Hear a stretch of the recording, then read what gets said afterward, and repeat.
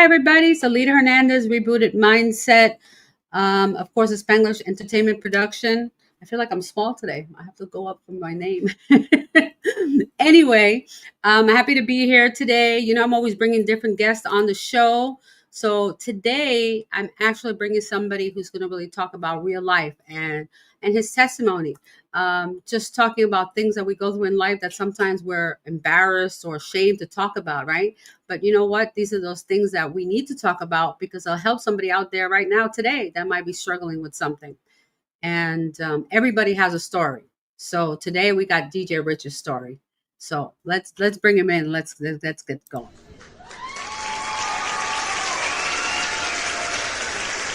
Woo! Wow. Hey, DJ Rich, how you doing today? Oh my God. I was okay until now. I got a little, It's just a conversation. We're just having a conversation. We're gonna take it out anyway the spirit leads us, and however it goes. You know, as you got your yes, supporting yes. friends here. We got Felicia's here. Hey, Felicia, thanks for being Hi, here. And Felicia. Thank you. we got Vicky. Hey, Vicky. Hey, Vicky. Hey, white chocolate. We got Robert Oh, Williams. Robert Williams. That's my friend That's for nice. So life. it's nice. See, you already have support. Oh, I already got Elizabeth Evelyn. Oh, hey, that's my sister in church. Oh, that's great. See all these people that support, and that's that's one of the biggest things that a lot of people don't have is that community, right? You need that Right, community. right. Very important. Very important if you are to succeed in this process because for a lot of years, I don't know about, I'm going to talk about me. My purpose, is to touch somebody's spirit, somebody's heart, through my message. I believe that God brought me out of the gutter to go back to the gutter and pull somebody out of the gutter Mm. by being just being a vision of hope. Some people remember you. Like I come from a place where I come from a family of 5 kids. Hmm. Same mother and father, uh, and I'm the fourth child, and everybody has my father's name but me. So Wow. growing up already, not feeling a part of nothing, Mm. because siblings are cruel. They say, "Oh, you was adopted. You're not our brother." I have Oh. big lips. They used to here you go. They used to tease me. I had big lips. And so I never felt a part of nothing. So as a result of that, I started looking for love in all the wrong places because all I really wanted to do was to be loved, to feel a part of something, right? Hmm. So as an early age, my father was an alcoholic. He worked Monday through Friday, and Friday, Saturday, Sunday, he drunk all day. Wow. And then he was very abusive. He used to beat up my mother. He used to beat us up. So I come from a very dysfunctional home, like many other people do. Mm. So as the fourth child, my mother was on welfare. It's funny, right? Because like I was telling the story about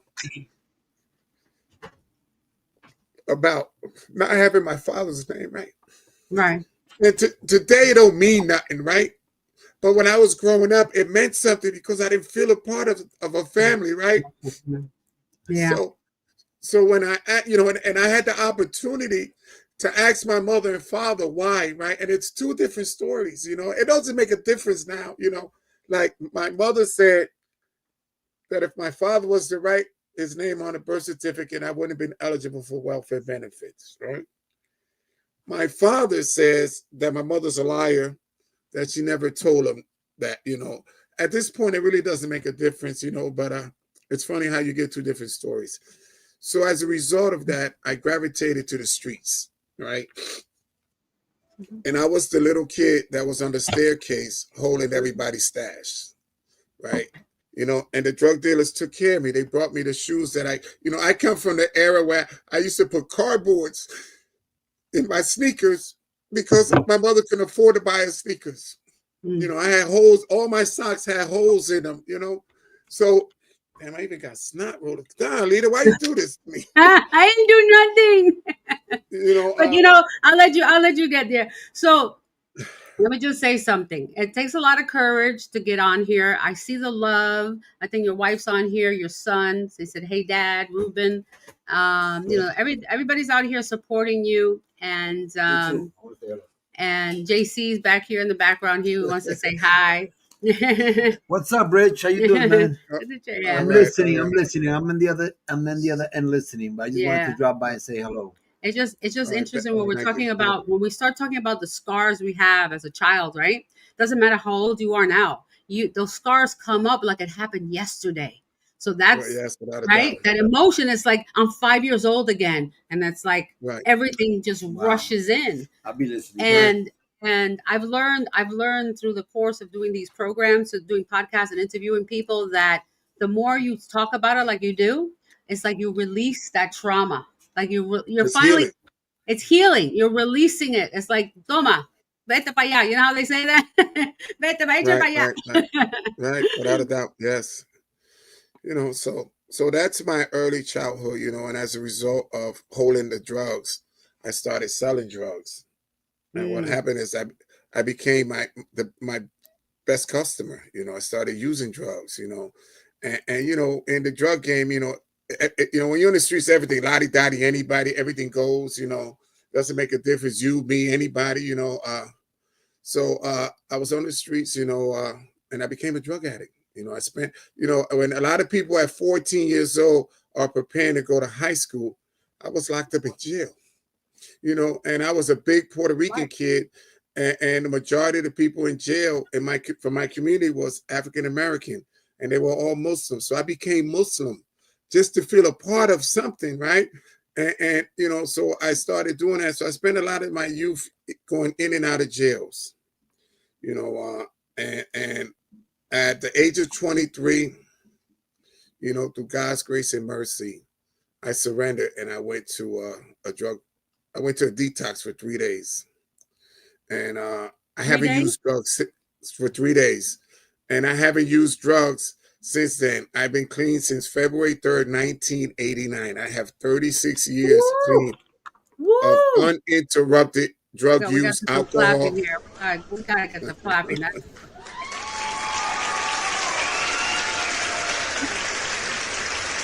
the thing to do. That is not an easy thing to do. And I don't get all the glory. All the glory goes to God, because He took a wrench like me, and even my favorite song is "Amazing Grace," because I Yeah. was blind, Yeah. but now I see. I was lost, but now I'm found. So Hmm. so so at the age of 22, I went to a drug program, and I didn't have a lifestyle. I had no social skills. All I knew how to do was the cops identified me as the Puerto Rican with the newspaper under my arms. And that's I always had the newspaper, Delilah, but never read it.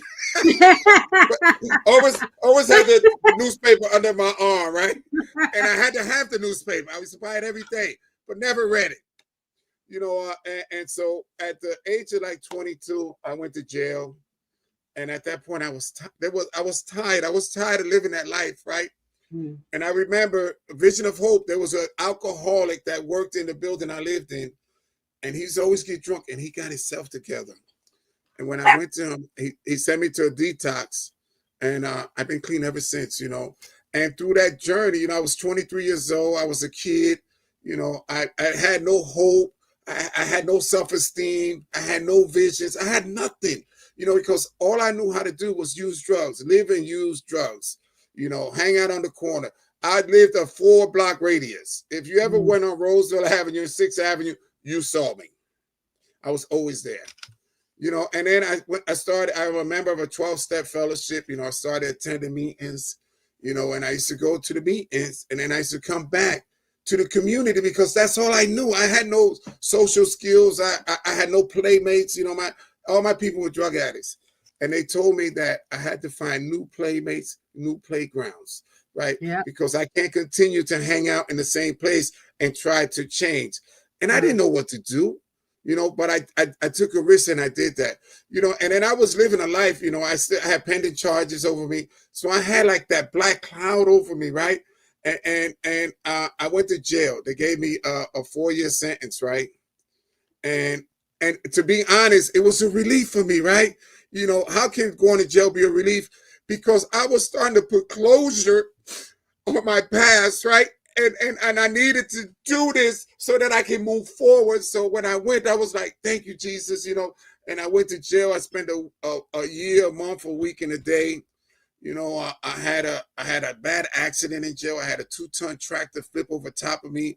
It busted my scrotum, my arm. The Wow. doctor told me I'm a miracle to be alive. Wow. So I had a bunch of surgeries. I'm just, and when I look at all of that, how can I say that I'm not in the care of God, right? Because a 2-ton tractor flip over top of me, I'm pinned underneath there, and the only thing that really my arm and my scrotum was messed up. So I got, I came home. I was on my wife's welfare account because I couldn't work. I couldn't do nothing. Mm. I was happy to have a pack of cigarettes and a bus card so I don't have no money, but I can get there and we can smoke and joke. you know, and I was making meetings, and slowly, I met some people, they helped me put a resume together, right? I got a job at a hospital as a janitor, right? And I was real proud, because I learned how to strip wax floors in jail. So I got a job as a janitor. And the hospital was shining. Everybody said, Rich must have did these floors, right? And I used to take pride in my job, right? I remember my first vacation. I got a week vacation. I didn't go nowhere, but I was off and I was being paid because my vacations was paid by the Department of Corrections. That's why I went on vacation. And they were long-term vacations, And in the jails, I didn't use drugs, but I was living for the moment for the gates, the bus to use drugs. I didn't make a long stay, but short stay. I kept the days going and the nights coming. I went to bed at night and I woke up. That's one day less. So, I came out in the street. I got this job as a janitor. I took pride in, people. I'm a social butterfly. So I talked to everybody. Everybody knew me. I have a lot of compassion in my heart. I used to visit the sick people. I used to make coffee for them. I used to bring them the newspaper. I was sharing the love, right? What? Mm-hmm. Go ahead.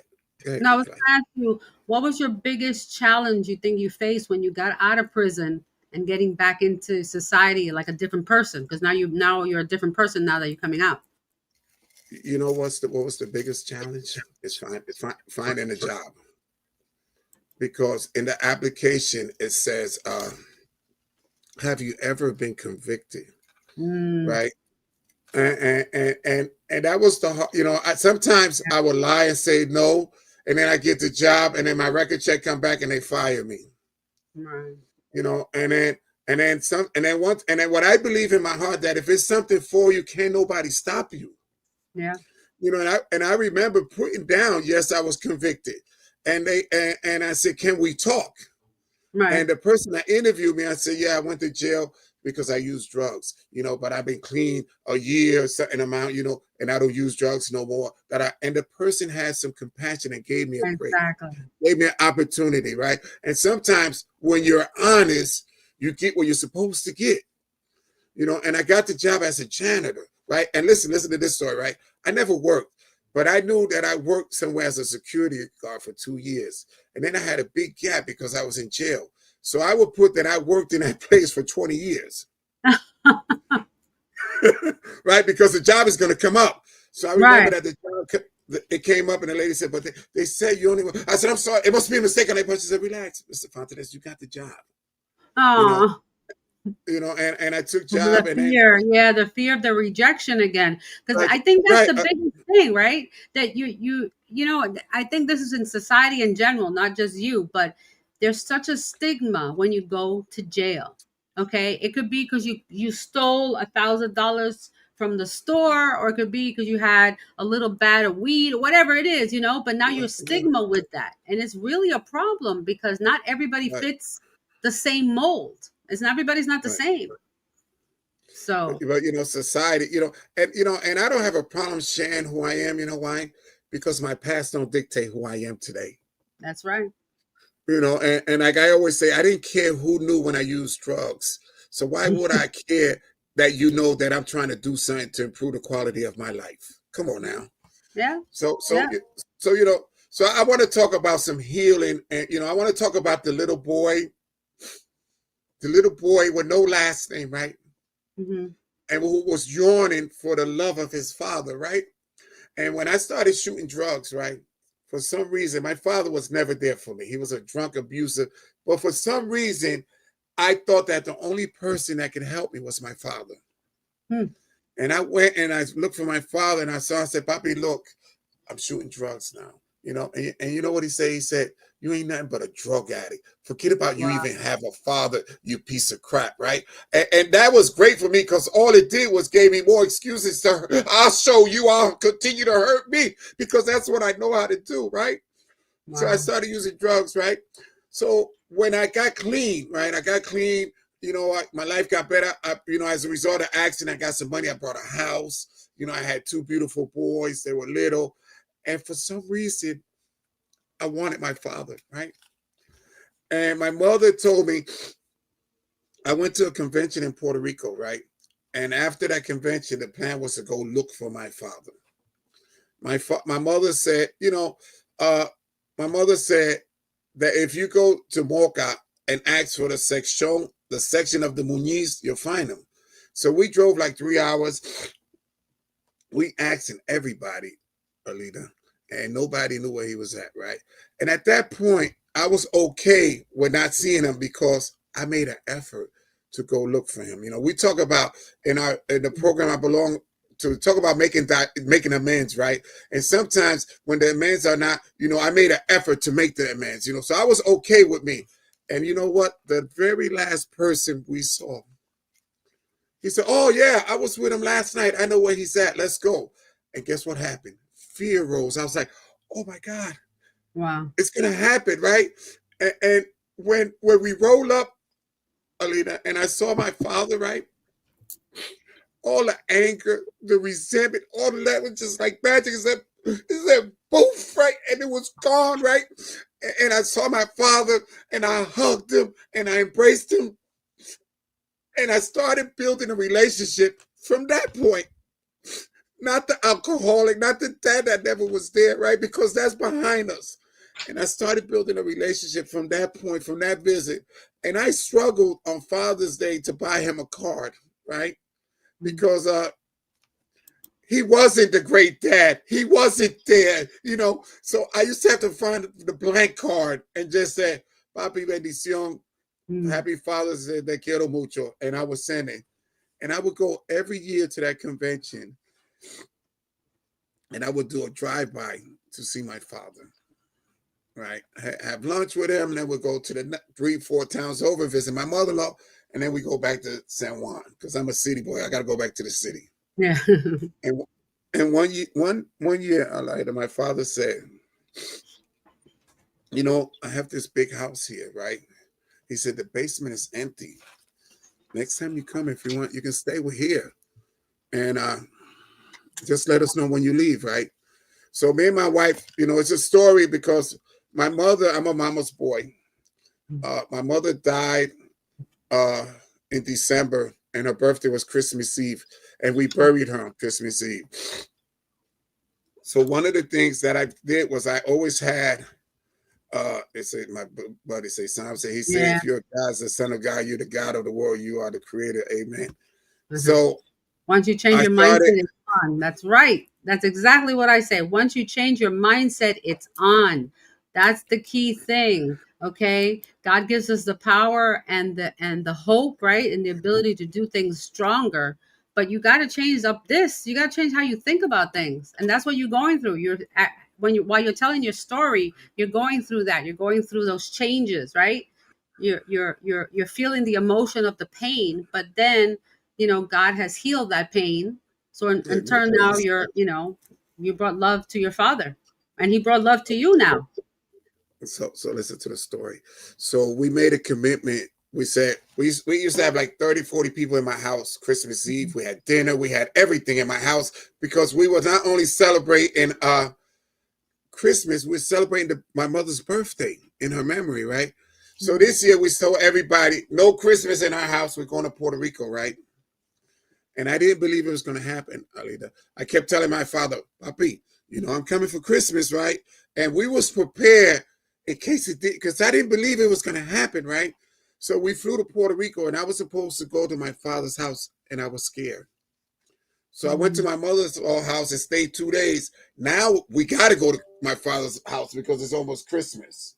Right. So in the meantime, we went shopping, and I brought a few things, right? And I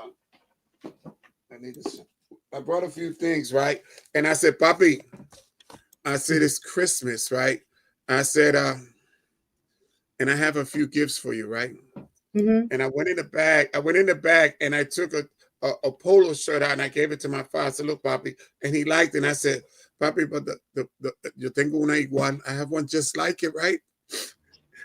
And I want to take a picture with you, right? And when we took the picture, it was like little Richie and his dad taking a picture, right? But it gets better. So my father goes in his room and he comes out and he gives me this cologne, right? And look what the cologne says. Forgive me. Yes, yes, Oh, yes. wow. Wow. And I Oh know, my and God. I know that my father didn't go to the store to buy this to give it to me, right? And when I read it, I looked, I said, I get the message, God, right? So, so that's healing that happened.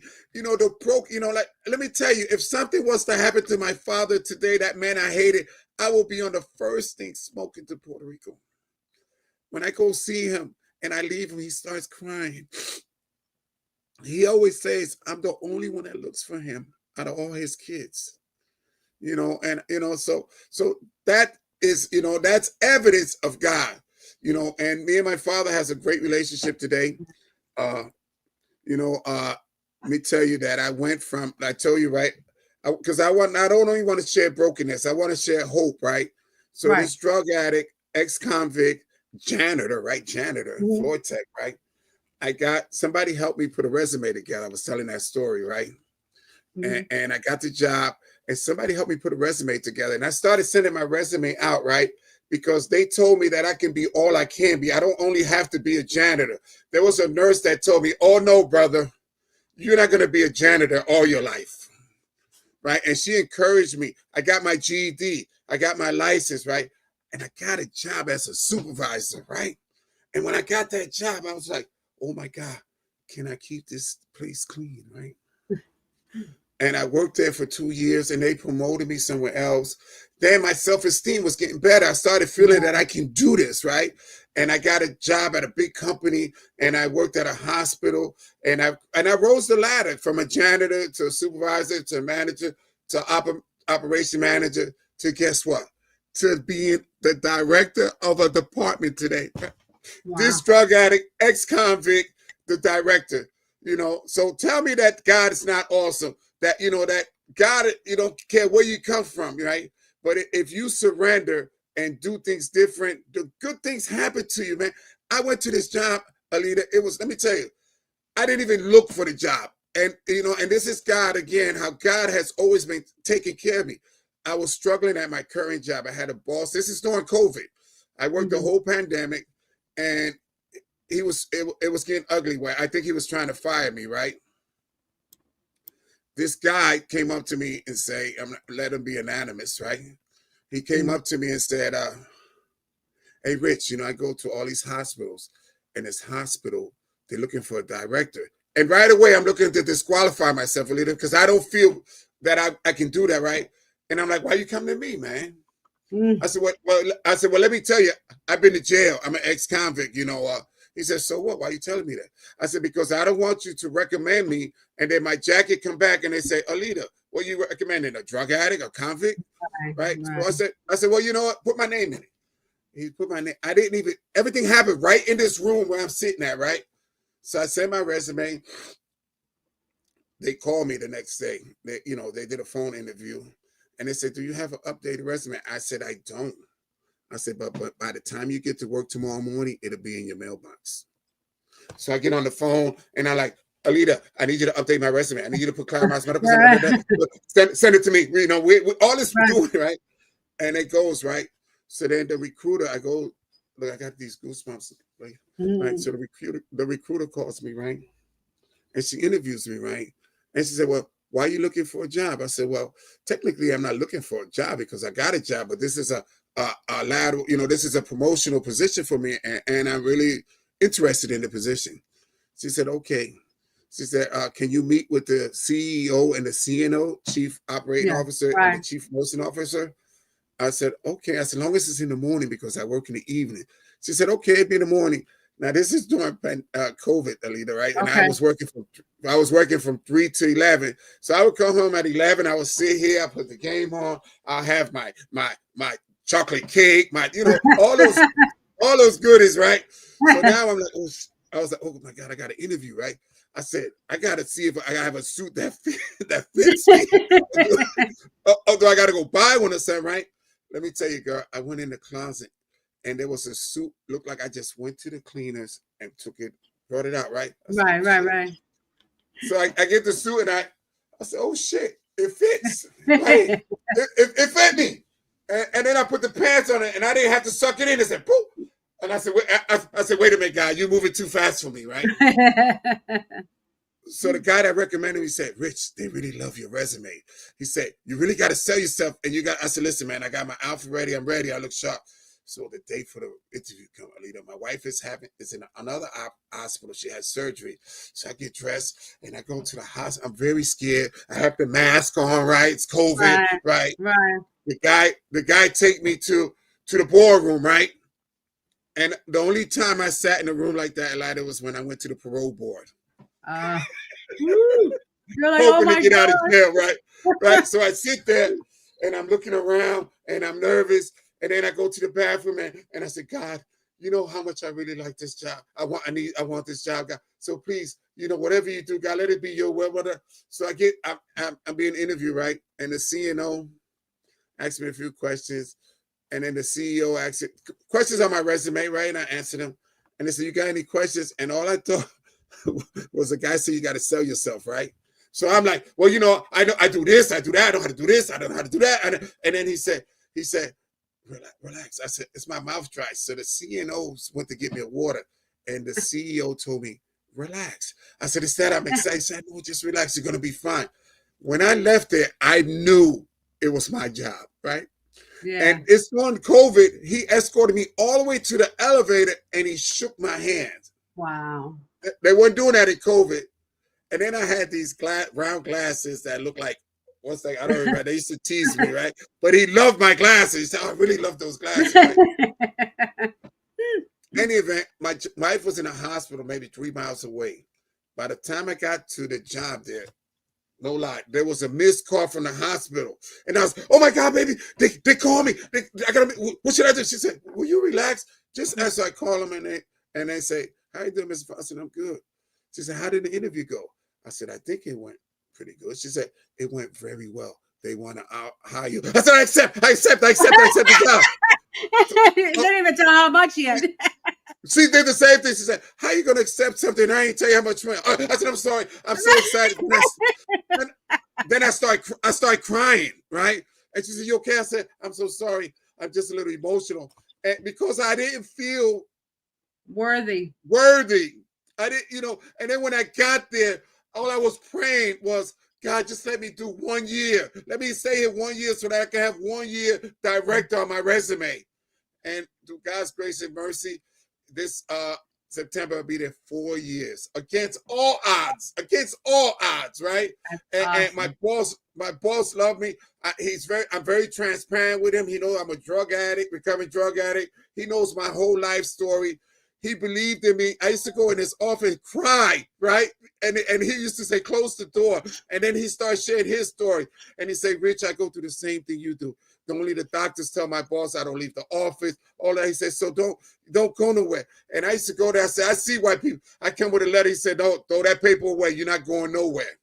and he's my biggest cheerleader today. And I always tell him, I thank him. I said, Doc is a doctor. I report to the CEO. I said, thank you for believing in me when I didn't believe in myself. And so God put me in people in my path, right? And let me tell you, that's the best boss I ever had. And that's where you work there. You still work there now, right? Yes. I'm not. As long as he's there, I'm staying. If he leaves, then I start looking. Right. So that's my journey at work. So let me tell you, right? I was raised Catholic. Right. I went to jail and became Muslim. Right. Then I became a total mess. Right.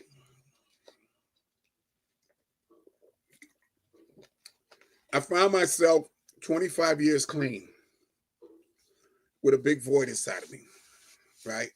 And the void wasn't that I wanted drugs, alcohol. I needed something in my life, right? And because I believed in the power of prayer, I believed there was a God. I believe all that. But I wanted to be able to identify this God. I wanted to be able to worship this God. I wanted to be able to build some type of relationship with him, right? And I started seeking. I started asking questions. I asked some of my friends, and I'm so grateful that God put the right people in my path, because nobody endorsed their religion on me. The Muslim said, look, because my name was Hassan. He said, well, Hassan, I have some information here for you, that might help you with your decision if you want it. Didn't say, come on, there's some information. Some people invited me to their church. I went to one church. And when I walked in, I was scared. Right? When I walked in, I felt safe. I was like, oh my God, right? I felt comfortable, right? And I said, okay, I'll tell you what, I'm going to come for 3 months. And if in 3 months, I'm not coming back no more. I've been there almost 7 years, 8 years or something, right? And I became a part of the church. I got baptized. Then we go into church, right? And you know how every time you go to church, they give you handouts, right? Right. And then I get a handout, right? And it says, real men, real issue, small group, right? And I said, oh my God, baby, look at this. I'm a man and I got some issues. Say, yeah, you do got some issues. So I made a decision to go to that small group, right? And then when it was time to go, I was scared again, right? And I invited a friend of mine to go, and I went to that group, and I felt safe and I felt comfortable. And then then it hit me. I said, oh my God, because these were men of God just like me that had issues, whether it was lust, whether it was stealing, whether it was whatever, they were just like me. And they were talking about their issues and praying about their issues. And I said, wow. One day I was driving, because you can give me information and I won't absorb it. But one day when I'm driving or I'm in my car, it comes to me. And I said, oh my God, that's what you will be, Rich, if you turn your will and your life over to the care of God, right? You will be a man of God, working, praying, and working through your issues. I said, oh my God. I became a part of that group. I went to a small group. I became a leader of the group, and I got involved in the church, right? I told this story that I shared it to the board of my church, right? They had my picture on the screen crying, right? Because I'm a big crybaby. I guess you realize that, right? Sharing my brokenness, right? Because I always say that broken crayons still color, which means just because I'm broken, there's some brokenness inside of me, doesn't mean I'm not worthy, that I'm still a child of God, that he still loves me. But I have this stigma. What mommy used to say, si tú haces eso, Dios te va a castigar. I know, it's terrible. Ugh. If you do that, God is going to punish you, right? Today, I have a God that's loving and caring and forgiving. He accepts me just as I am. Just God say, come as you are. Just be you, And today I got the God in my life, right? And in my church, I'm a part of my church. I'm known in my church. Not that I'm an idol, but people know my name, which means I'm involved. I don't go to church. I'm a part of the church, right? And we usher, we give service, we do all of those things because that's what God wants me to do. I still am available. I went like a month ago, I went to a jail, right? I put Mhm. in a clearance. I wrote a clearance, right, for them to record check me, Alida, right, and to go visit this jail, right. And they told they I got clear, right, and I had to go to the orientation, right. So I go there, I have a suit on, right, and everything, and I'm sitting there waiting to go in. And every time the guard looked at me, I said, "Oh shit, he gonna come get me. They're gonna lock me up." Something came up, right? They didn't tell me so I can come to the orientation so they can lock me up, right? So I'm sitting there, and what I'm trying to say is that I still suffer from that same illness that tell me I'm not good enough, that you Mhm. still they're gonna get you and all. So I'm sitting there, and on the trauma and anxiety I did to myself, that when I went in and the door closed, I put my against the wall and I was waiting for them to cuff me, right? And what happens is we went through and I went through, I said, "Thank you, Jesus." It was a relief to walk out of the jail, right? Mm. And so God willing, most likely I'm going next Tuesday inside the jail to let them know you don't ever have to come back to jail. I sat in the same chair as you was. I suffered the same pain. I cried a lot in the cell alone, right? But I found a way out. Because I believe people need to hear this message. People need to know that just because you use drugs doesn't mean you're not worthy, and doesn't mean that that's who Exactly. you are. You know, Exactly. uh, so I'm just grateful for God's grace and mercy, right? Because if I would have got what I deserve, I shot drugs, I had unprotected sex, I did anything that comes with drug addiction. I'm a high candidate for any disease, HIV, what, and through God's grace and mercy, I don't have none of that. Right. So God was always covering me. And and, Yeah. and and I did a and I, and what happens, like I'm a DJ, as you can tell, right? Right. And a lot of times, if you listen to some of my music, I share my story through my music, right? Sometimes I'm doing my show, and next thing I know, I said, we're going to church, right? And I have the whole chat room praising God, praying and all of that, because I'm not ashamed. I'm not ashamed to say, I'm a Christian, right? I'm not ashamed to do that, right? So I listen to my music, I start praying, I don't care, and like I had a friend of mine's, right? Because God always says to be bold, right? To be bold, don't be afraid, right? And I had a Right. friend of mine's in my hospital. She was dying. She died, right? And I went to visit her, right? And she was scared and she was talking, and I felt her pain, right? But there's nothing I can do to her. And I said, you know what? I'm not a doctor. I'm not going to tell you not to take your medicine, but what I can tell you is that God is waiting to hear from you. Mhm. In them lonely nights, in the dark, when you're sitting there scared whether you're gonna die, I said, start talking to him. And then, and I Yeah. always wanted to do this. And so I said, you know what, let's pray. I'm in my job. I grabbed her Right. hand and we started praying, and I didn't care who walked in and out, because that was what God told me to do. Pray for her right now in front of everybody. I don't care. Right now, this is the moment. And we prayed. And when she passed away, I felt relief, because at least I was able to pray to her and I lift her up to God. Yeah. Today so today I'm just, I always say I just want to be an ordinary guy. What is that, right? I just want to be a man of God. I want to be a man of integrity. I'm not where I want to be, but I'm definitely sure not where I used to be at, right? Yeah. I'm a lot better where I'm at. I tell my story, right? Let me tell you I always say when I speak at, the fellowship I go to, I Mhm. always share my brokenness, right? And I talk about the story about Humpty Dumpty, right? Humpty Dumpty sat on the wall, right? That was me. I sat on the streets, drug addiction and all that, and I fell, right? And then Humpty Dumpty had a great fall, right? I was all over the place, right?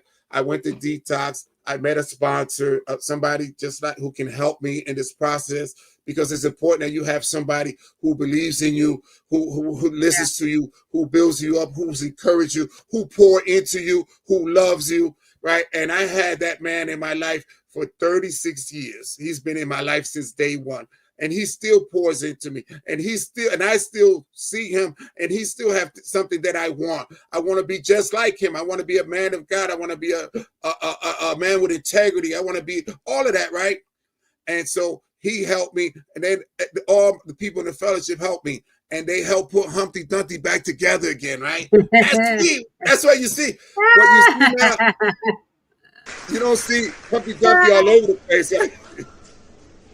What you see is a crackhead. Cheers to you. Yes. You have to celebrate. You have to celebrate everything you've done because, see, it's like God gave you the strength. But again, I always tell people, and I think you realize it now too, we have to love ourselves.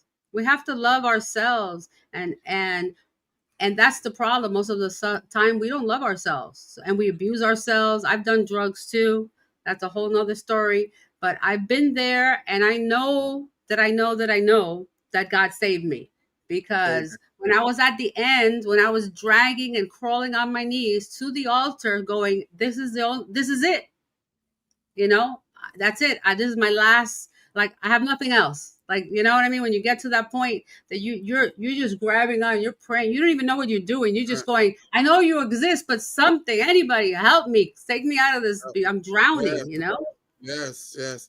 And so, and I believe that that's what God took me out, right? To be a vision of hope. I remember when I was working, right, as a janitor, right, the uniform, the uniform was khakis, right?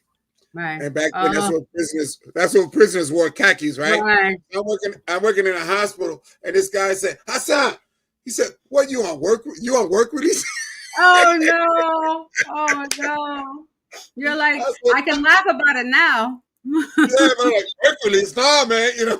But what I'm saying is that at that moment, I became a vision of hope for him, because no, I'm not on work release. I work here.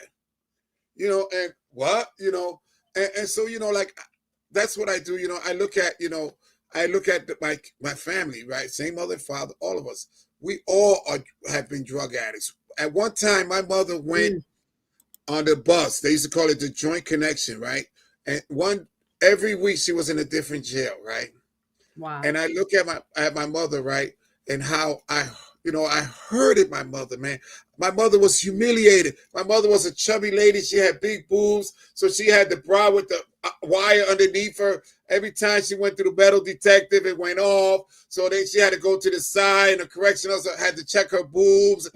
She was humiliated. The things that she did to come visit us, right? She would carry these packages on the bus and when I got clean, man, the amends I made to my mother, right?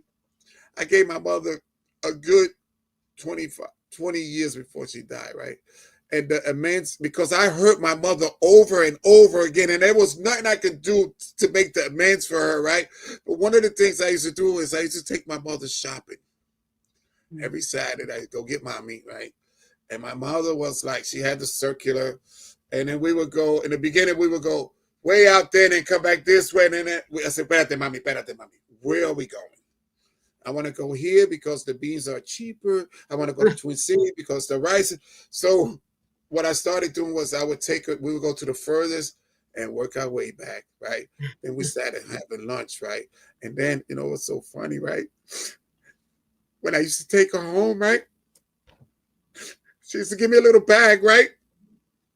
And in the bag, there was a Malta, there was a little Debbie cake, there was these little things, right?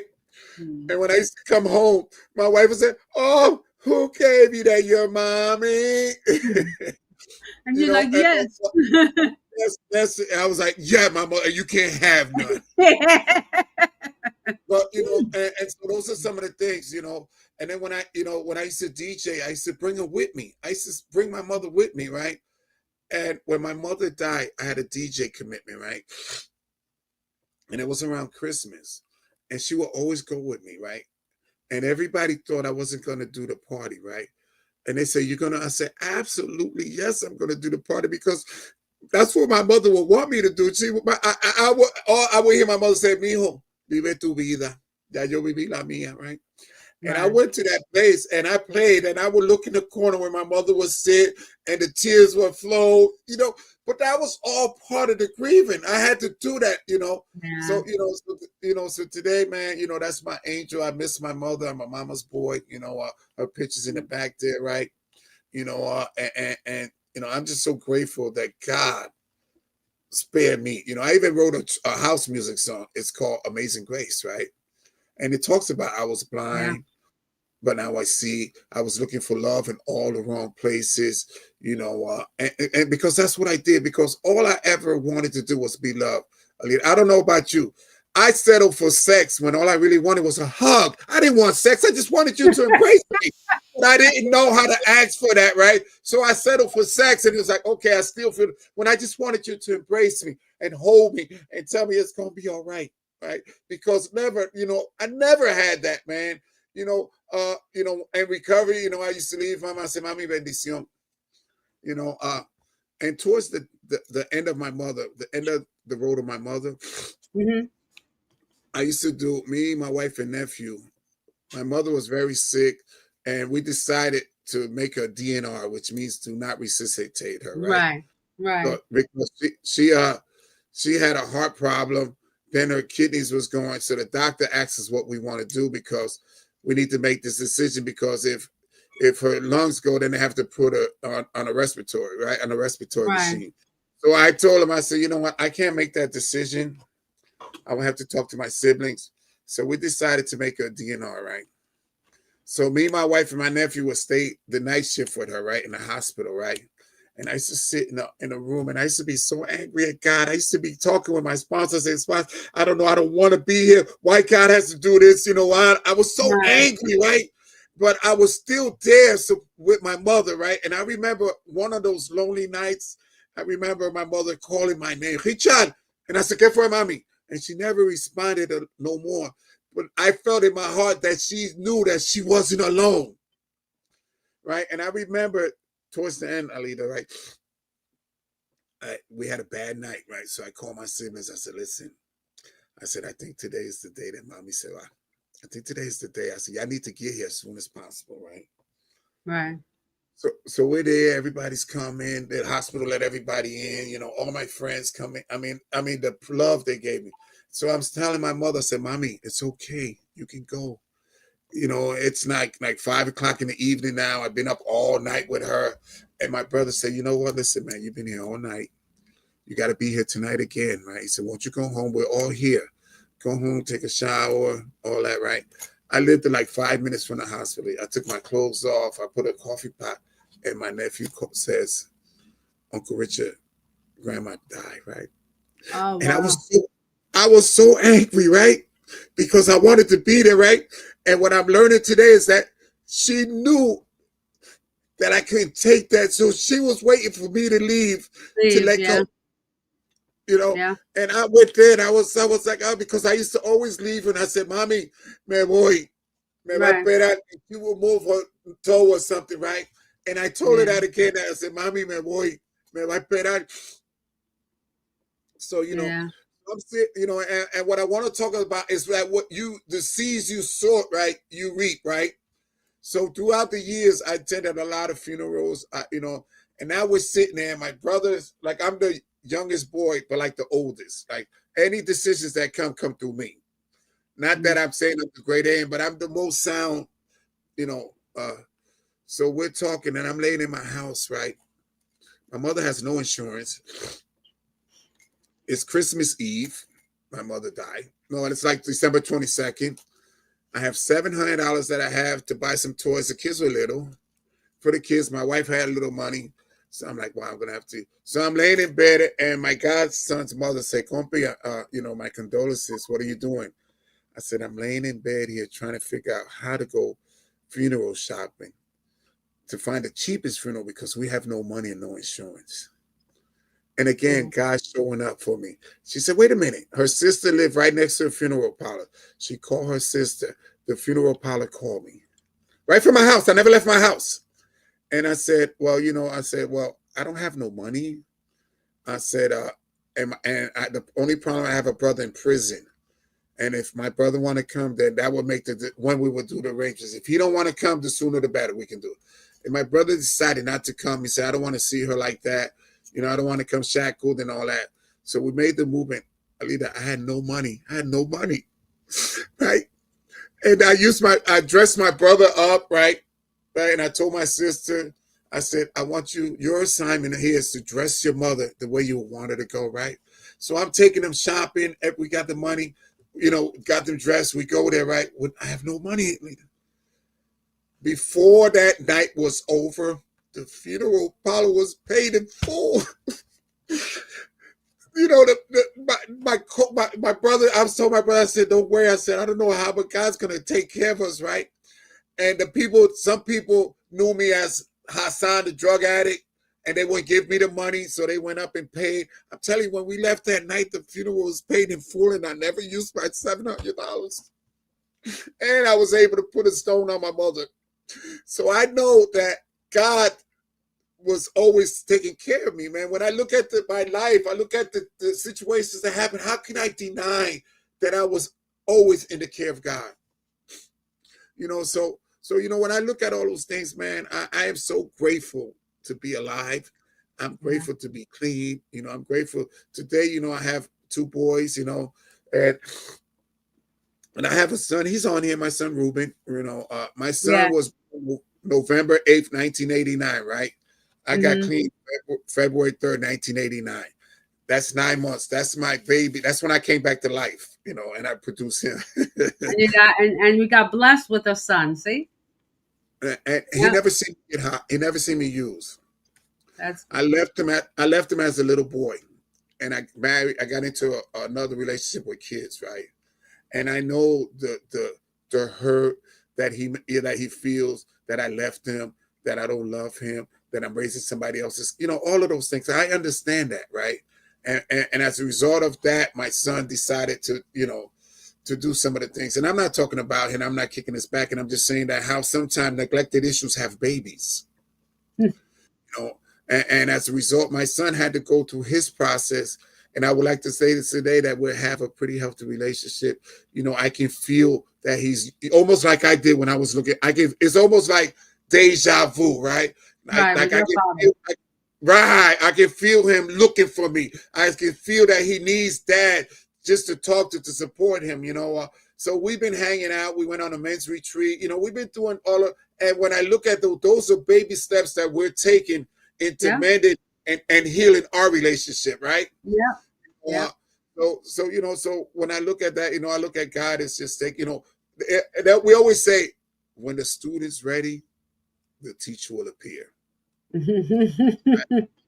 Which means that I Yeah. can't, as much as I love my son, my kids, I cannot deny them their living pain. You know, they have to go to what they have to go to get to where they need to get to. You know, and all I can do is try to support my son and encourage him. And I always tell him, son, I've been where you was at. Look at me. I'm not better than you. You know, I made some choices, you know, and look where I'm at today, you know. So, you know, I'm not, you know, I'm a DJ. I'm gonna tell you that story, and then I'll probably be wrapping it up, right? Um, I always wanted to be a DJ, right? Because I love music, right? For me, Right. music is healing, right? If I have a bad day, I'll turn my equipment on and I'll play, but I'll have to record something because then I'm committed to playing an hour. If I just played, I play 2 or 3 hours. I don't want to do this no more, right? I play the music, right? And then I start crying. I raise my hands. I start praying. So as my mother was happy, always was music, dancing, and all that. And I always wanted to be a DJ, but the drug addiction robbed me from that, right? Mm. And I got clean. I have a good friend. He died. My mentor, my brother. He started DJing again, right? And I would go. Everybody's dancing, and I'm back there recording all his CDs, getting my archive ready. So, and I remember, right? I got enough money, and I was going to buy a little Mickey Mouse DJ set, like, you know, right? So I had the money to buy that, right? So I woke up with a plan. I had to get blood work because I had hepatitis C, and I said, okay, I'm going to go to get the blood work, and then I'm gonna go to the bank and I'm gonna go buy the equipment. Well, I went straight to the bank. And then they said, well, Mr. Fontanez, that check didn't clear. What do you mean the check didn't clear? No, no, no. I went home and I didn't go do no blood work. I went home and I was pounding like a baby. And my friend said, Rich, how much that shit cost? Because I'll let you borrow the money so you can get that, stop whining like a baby. So I got my little Mickey Mouse set, right? And my DJs, right? There's a group out of Philadelphia, a jazz group, right? There was some young kids, and their name was Pieces of a Dream Entertainment, right? Oh. And so I stole their name, and it became my DJ's Pieces of a Dream Entertainment because I was a childhood dream that as a result of getting my life together, I was able to make that a reality, right? And like today I can tell you that I have a nice DJ business. I'm well known.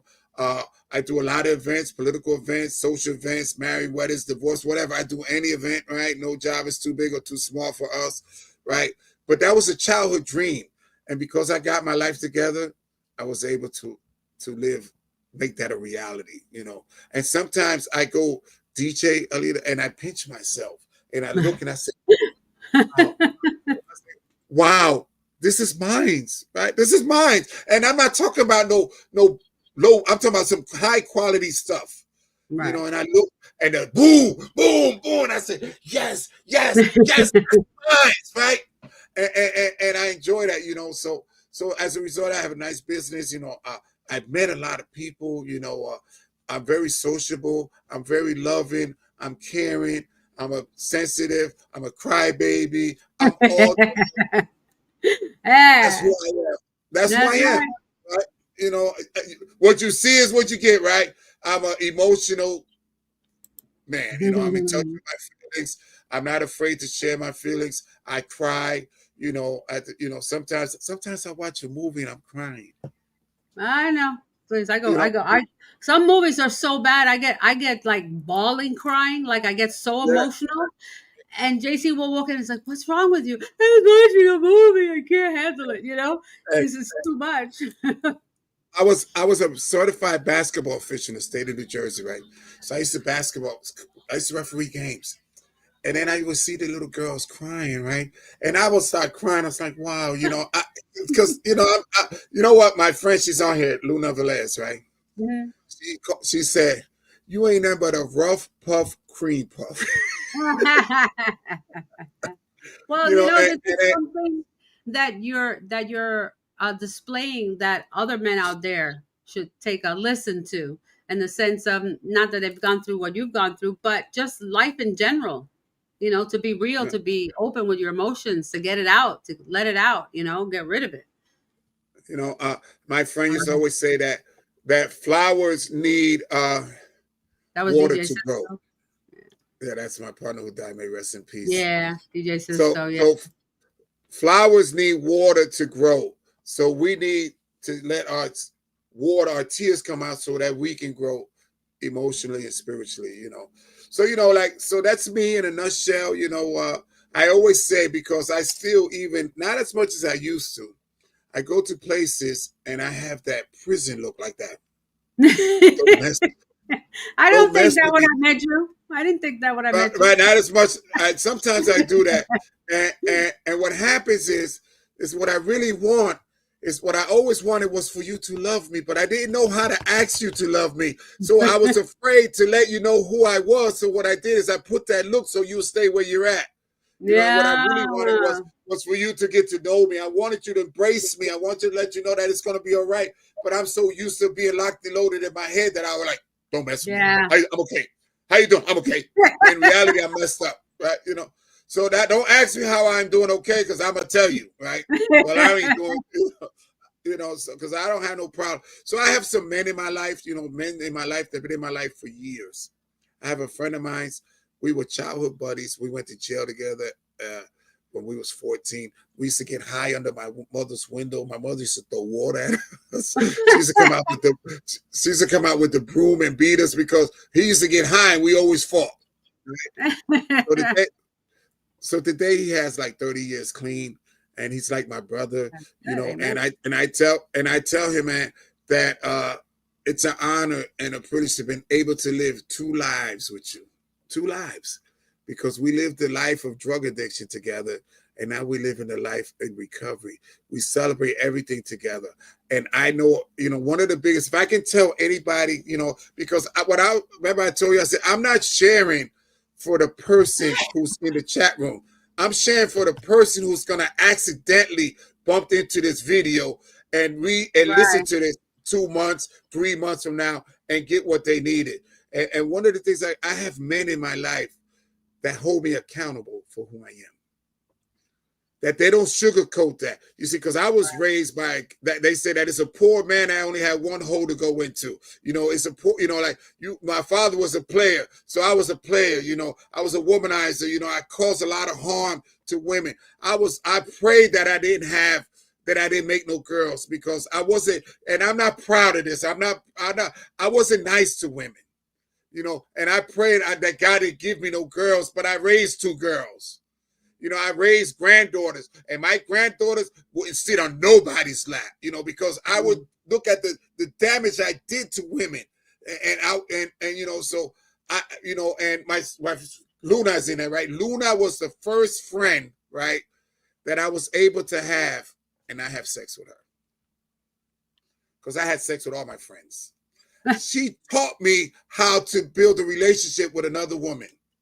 And we were so close that we would hang out. People would think we was having an affair. That's how close we was. We would laugh. We would go dancing. People would see us and they said, let's give them something to talk about. Right? We were there because her, but she taught me as a result of that, I know how to be a friend to women, and that's what it's all about is that each one teach one, I can't do this alone. I need people in my life. I need them more in my life today than I did yesterday. I got God in my life. I just want to be a ordinary guy. I just want to be. If I was to die today, I lived a great life. Because I didn't think I'd live to be 30 years old. The lifestyle I was living in, and this year I'm gonna be 60. I'm gonna be 60 years old. Look at that! I just turned 60, so look like you made. Right, I didn't think I'd make it to 60 either. Right, so God, but God ain't finished with me yet. No, there's some other right. stuff. I don't know what it is, but I know there's some assignments that He had for me. Yeah, but He just want me to stay on the path. So I don't know, but I want to humbly thank you for this opportunity because it's it's an honor and a privilege. I always take that as an honor and a privilege when somebody invites me to do something because nobody never invited me nowhere. Because I got high and we fought. That's the kind of guy I was. I didn't know how. Every time I was always getting beat up because I thought I was a tough guy. So to be invited on this platform, that you bring, a lot of people, it was an honor that you saw something in me that I can give to somebody else, and I never, my sponsor told me years ago, if somebody asks you to share your story, say yes, because that's an opportunity that God is using you to share His word. Whether it's that you don't ever have to use drugs again, you don't ever have to go back to jail, that if you do something different, if you want something different, you got to do different things. You can't do the same thing and expect the same results. You want what I want, do what I do. All those things that I keep, if I don't pick up the first one, I won't have to worry about the third one. Because it's always the first one, right? If I have a problem walking down Roosevelt Avenue because I might see Julio, Flaco, Mustafa Salah, they say they don't go down 2 blocks and walk around. The little simple things. Oh, that's what you mean, So, so when you start having people that help you, because like, I'm going to tell you this, I go to church, right? But I know why I go to church, right? I go to church because I need help with my spirituality, right? I go to the 12-step program that I go to because I need people to help me with my thinking because I suffer from a disease that tell me it's okay. I always say this, Alida, I may not walk like I talk, but thank God I don't walk like I think because the things that run through my head some days are dangerous. I look at people, I say, look, look at him. He think he all that, right?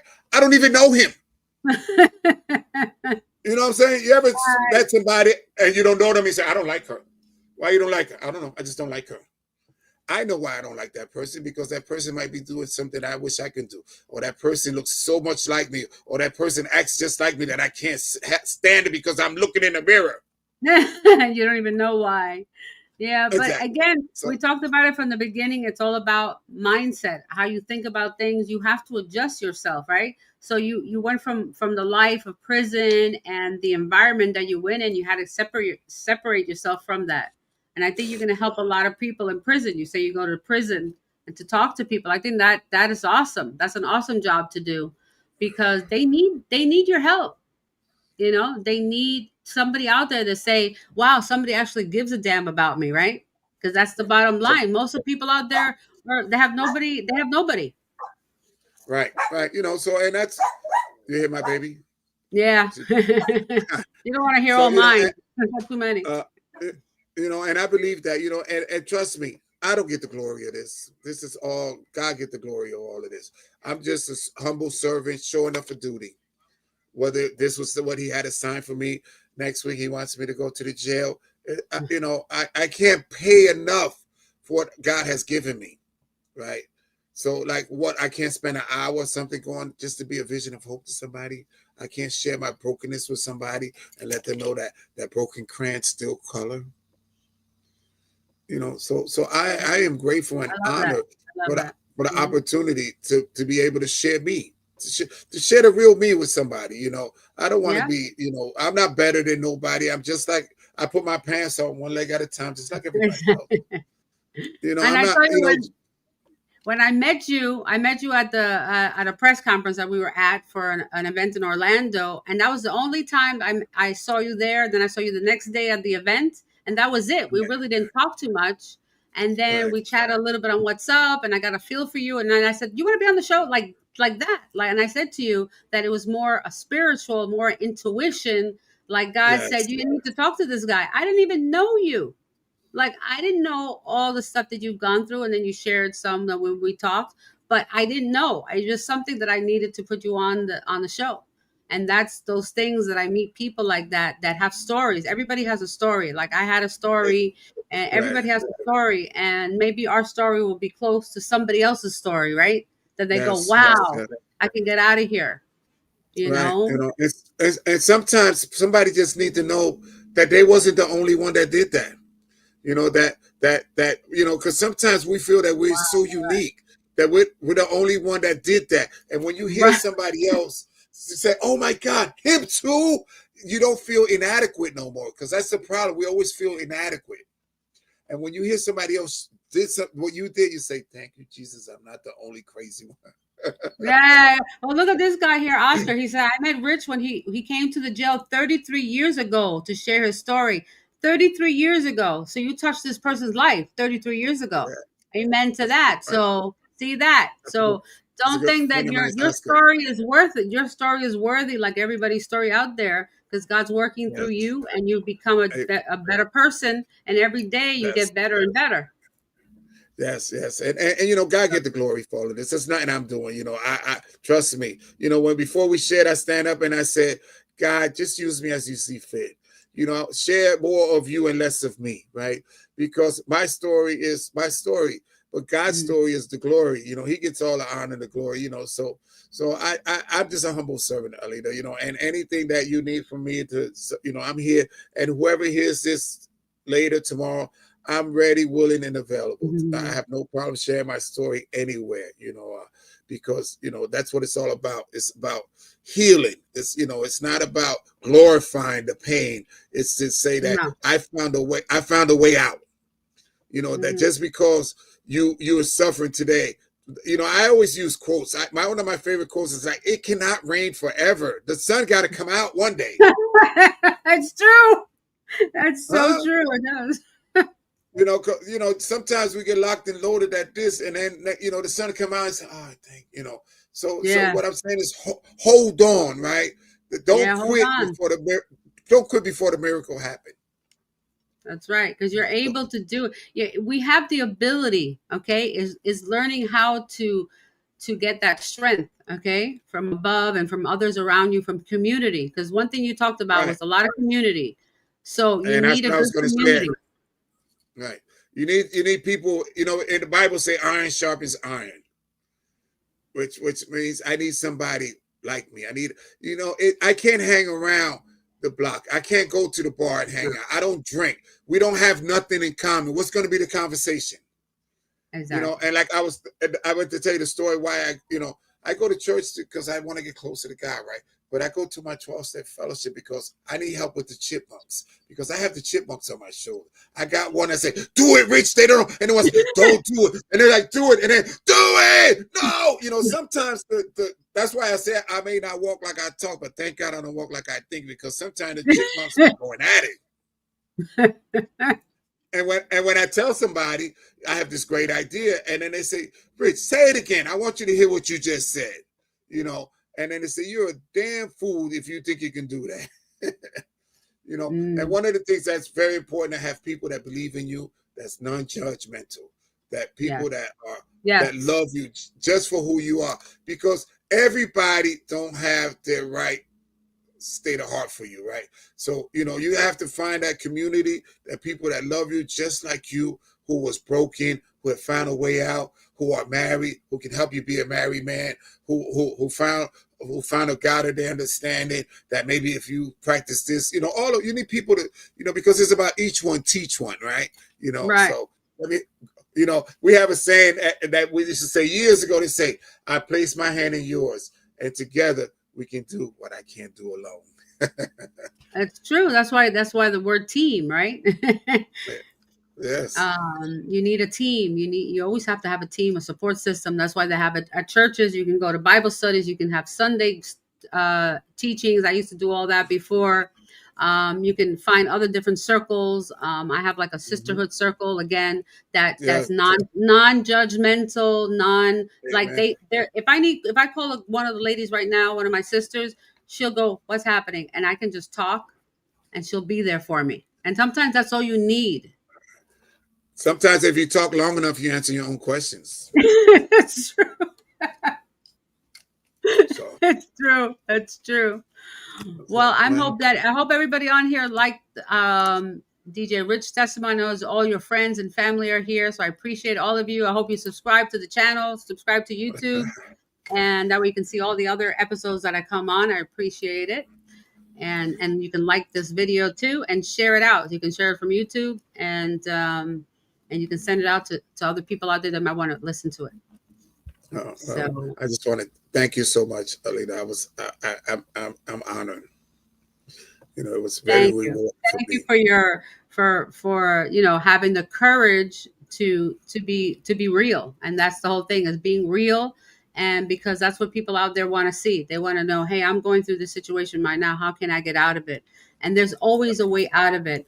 If you're a drug addict or alcoholic or any kind of substance abuse, it seems like you're never going to get out of it. Okay. And I Right, talk from experience that when you're in it, it becomes it's the drug takes over your body.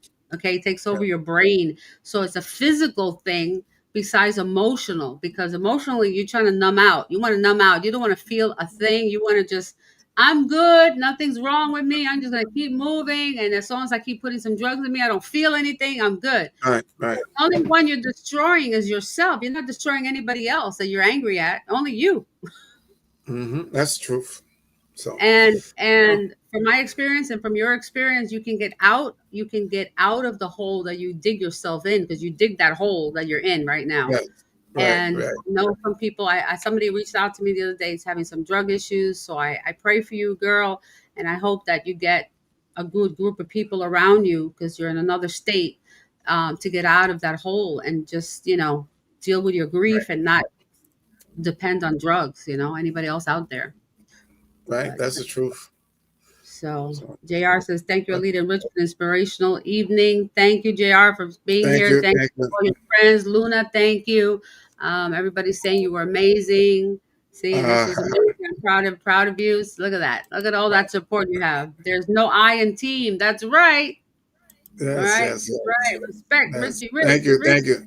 Look at that. Look at Thank it. you, Thank thank you for you. sharing, Rich. God bless always. So, see? Uh, Awesome. Here's another glory. one. Oscar. Awesome, Rich. I'm proud of you. Love you, bro. Love you. Hey.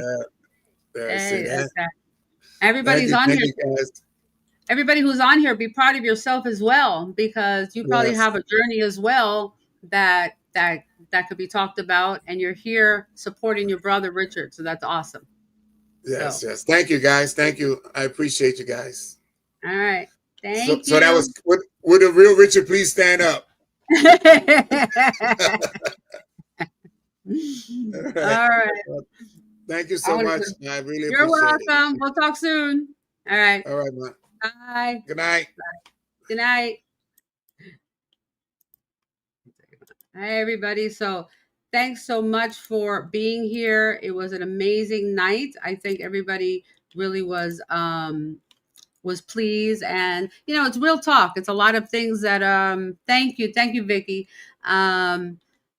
It's not easy to get on a camera and talk about yourself and say your demons, and talk about things you've gone through.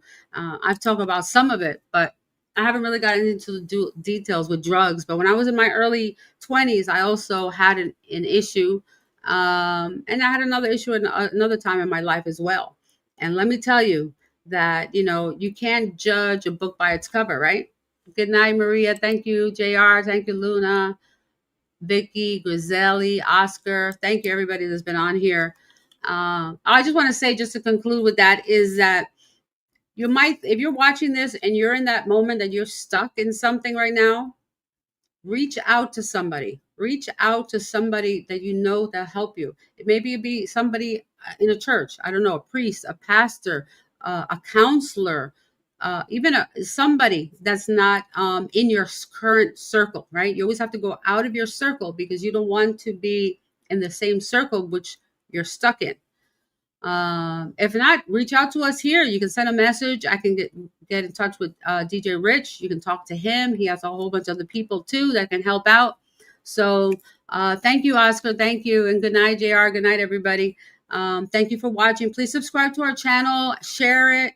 Okay, I hope you enjoyed it. Share. We have a lot of other testimonies and other interviews that I have on my channel. You can check them out here if you're on Spanglish Entertainment, you can see them there.